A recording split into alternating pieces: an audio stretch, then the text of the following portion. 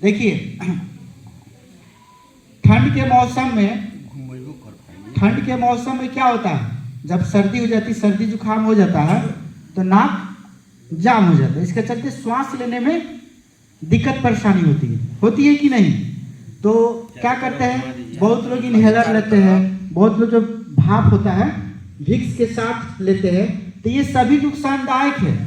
आप इनहेलर लेते हैं वो भी आपको नुकसानदायक है, विक्स का जो आप भाप लेते हैं वो भी नुकसानदायक है ना। अब बहुत से लोग क्या करते हैं, जब ज़्यादा दिक्कत परेशानी होती है तो फिर दवा खा लेते हैं। तो सबसे बड़ा खतरनाक, आप जैसे दवा खाते हैं तो क्या होता है, जो अंदर का जो कफ होता है वो जम जाता है, और जमने से जब नेक्स्ट टाइम जब सर्दी होगी तो उस समय आपको हार्ट का ऐसा लगेगा कि आपको हवा डबा हो गया, दम फूली की बीमारी हो जाता है। इसलिए कभी भी सर्दी जब हो तो आपको दवा नहीं खाना, उसको गिरने दीजिए। उसकी जगह पे आप काढ़ा का प्रयोग कर सकते हैं। गिलोय के काढ़ा पीजिए, तुलसी के काढ़ा पीजिए, दूध वाला चाय नहीं। दूध वाला चाय तो सर्दी में और नुकसानदायक होता है, ठीक है।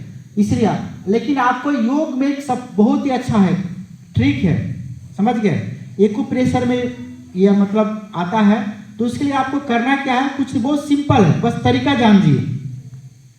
ऐसे कीजिए, ऐसे कीजिए, ठीक है।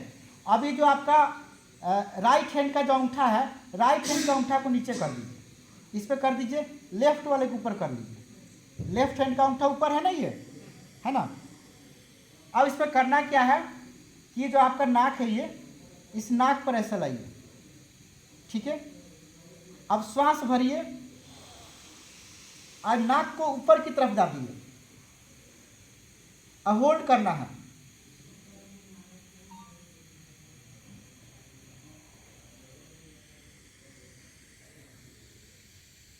कम से कम 15-20 सेकेंड होल्ड करना है, फिर छोड़ दीजिए। गर्मी आ गई ना, फिर कीजिए एक बार और।